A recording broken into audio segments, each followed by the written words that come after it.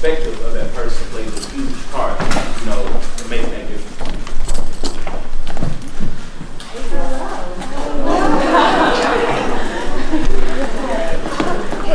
How are you? These are our students. You want to stand up? Look what you all have. Look. They do have your book.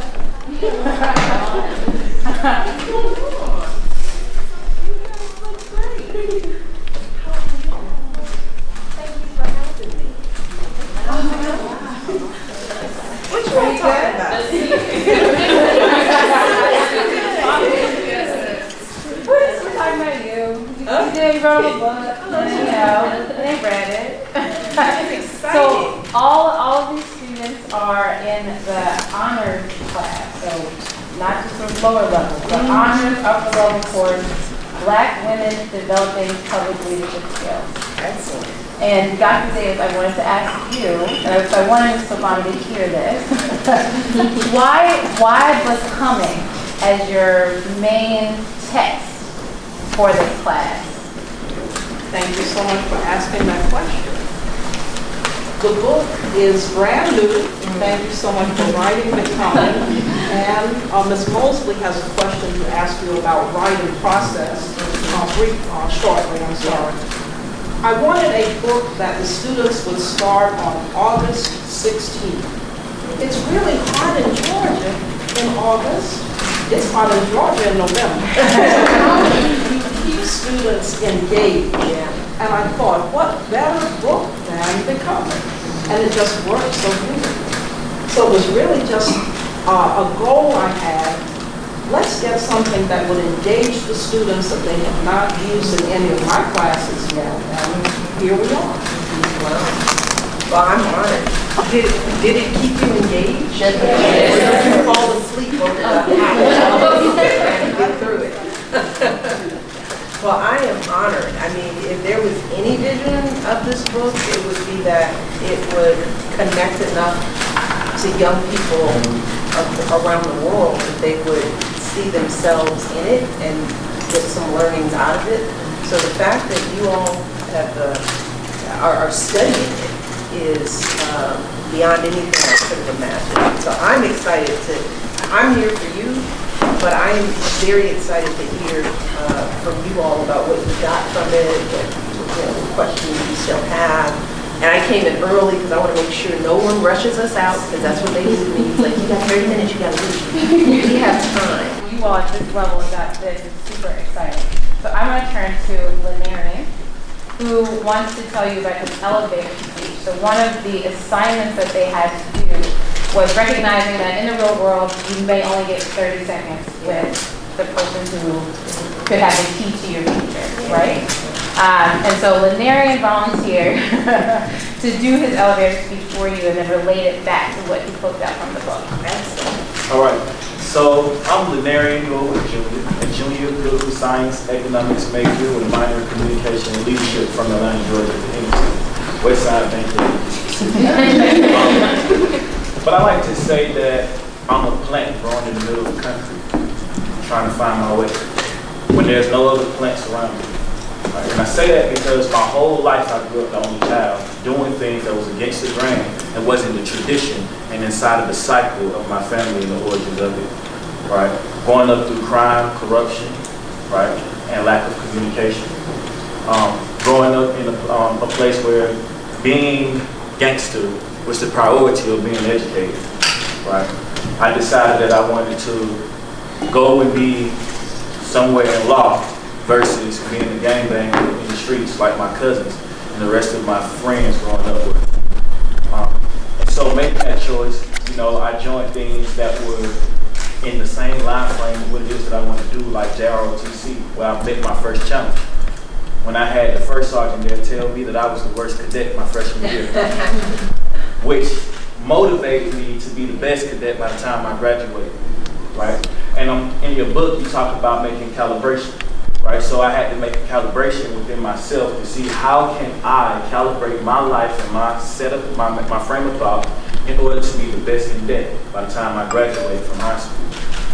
So I started off with setting priorities. Every day I'm gonna march from the mailbox to the front door of my house, to the bus stop, to the front steps of the school. And so I did.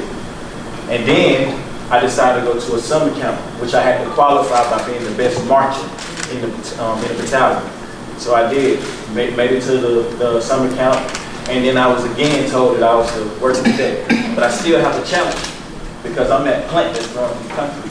And sometimes it's hard because it's a hard surface that you gotta grow up out of. And so I decided, you know, that I wasn't gonna go again and make recalibrations so I can end this summer camp as the best cadet, so I can reach my goal at ending my graduation as the best cadet in the battalion. And so I ended up going to the summer camp, did the best that I could, became the best cadet of the summer camp, left there, came to the school, and then that's when the start of happiness hit. When I first got promoted to Command Sergeant Major, which is the third highest position in the battalion at the time. I did that in the matriculation, and the upward mobility in the program was my destination. And so by the time I graduated from high school, I graduated the best cadet.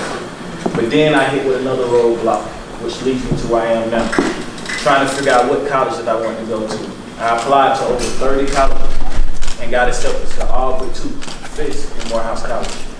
I drove up to Fisk one spring break and they accepted me. But then I drove up to Morehouse and they denied me again, but this time in my face. Then I applied again, they put me on the waiting list.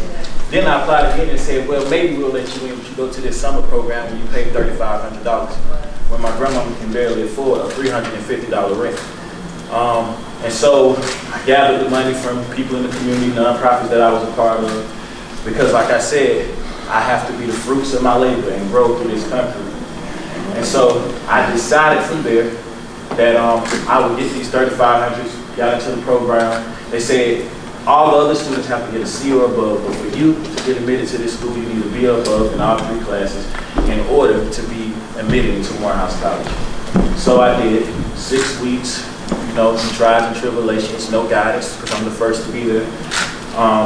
Grew out of the country, and now I'm starting to bloom into a fruit that hopefully one day will be able to seed and nourish the ground of the dirt that surrounds me to grow up more fruit.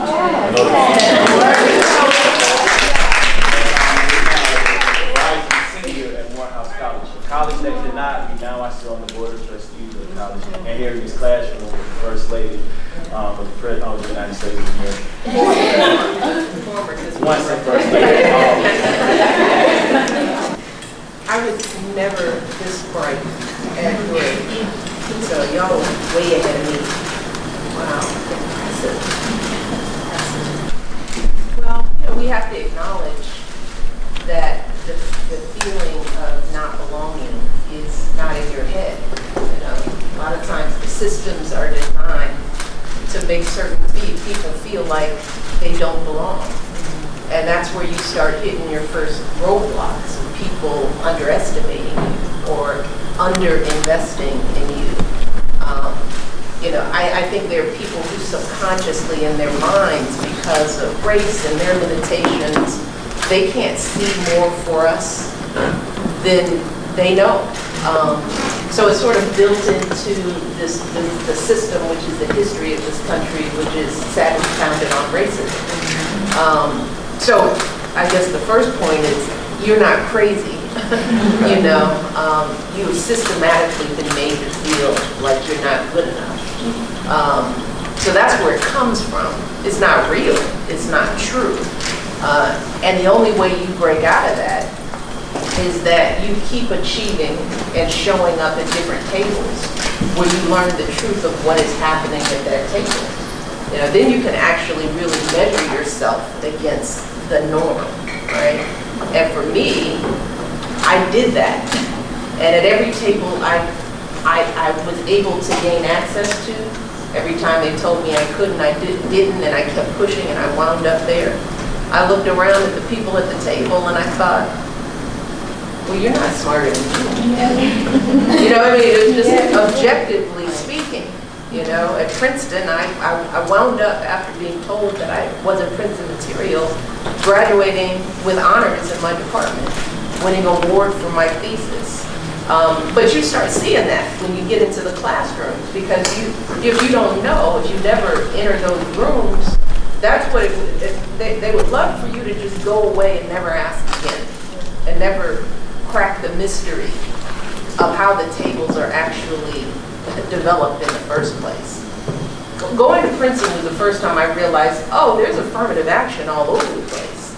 You know, there's legacy, there are athletes that get scholarships, and, you know, look, every institution has the responsibility to create diversity, right? You know, you can't have just a bunch of kids who test well and get straight A's. You know that. Those aren't always the most interesting people. So universities should have the flexibility to go outside of the norms to pick students that will fill out their class. The question for me is, why is it only students of color that are questioned, and why is that type of affirmative action the problem? When wealth affirmative action, or legacy affirmative action, or sports affirmative action is perfectly fine. So we're made to feel like we're not supposed to be there. And you get there and you realize, well, yeah, I'm smart. If I work hard and apply myself, I can compete, I can be here.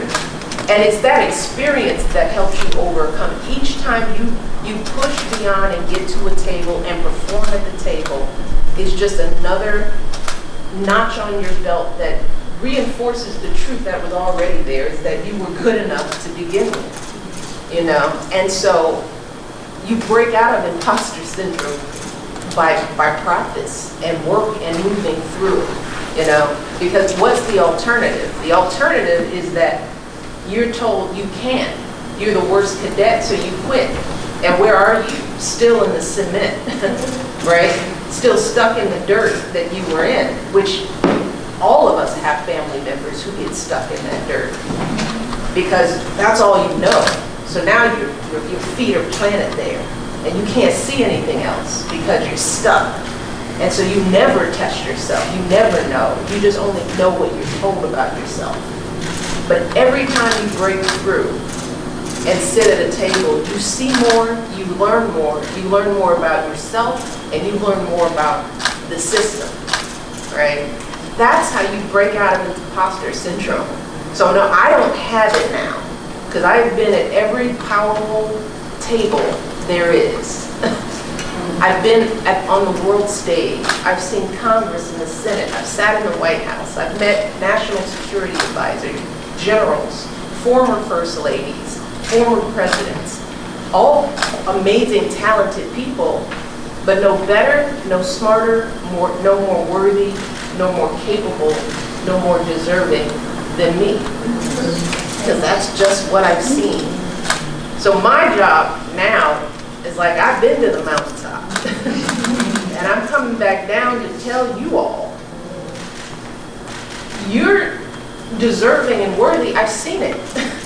So now you can believe me, or you can believe what's in your head, because now it's not about what other people say about you. The biggest challenge of overcoming imposter syndrome is you and your head, and what you repeat to yourself, right?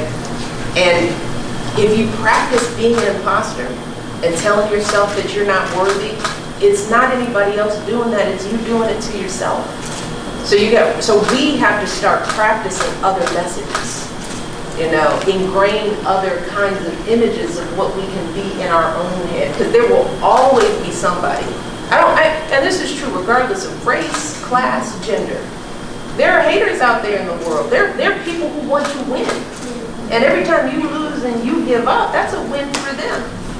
So there's always going to be somebody telling you you don't belong, you can't do this. So you got to practice a different set of tools for yourself, besides, oh, maybe they're right. Or maybe I just won't try. Or maybe I'm just too scared. Maybe I'm scared that maybe they're right. So it all becomes an internal psychological game for ourselves. It's not about them, it's about us now. And that's where you have to know your story. Because if you're in a place where you're more inclined to believe someone who underestimates you, you have to look back on your story to figure out why. When did that start? Be able to label it and identify it and own it and speak it into truth. Because somebody told you that early on. If you still believe today, and you sit here as students at Morehouse and Spelman that you're not good enough, it's not about what's happening to you today. It's probably a part of what you've heard and seen consistently throughout your life. And that's your story that you have to own and you have to understand. That's what this book is about. You've got to be able to go over the moments in your life that brought you to a place of joy and happiness or broke you down, and be able to understand what's that, how has that made you who you are today, and what are you going to do to recalibrate or continue to repeat what's working.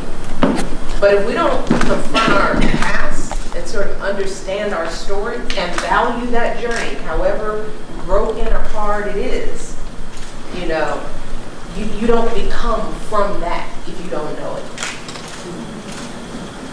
Mr. Manning?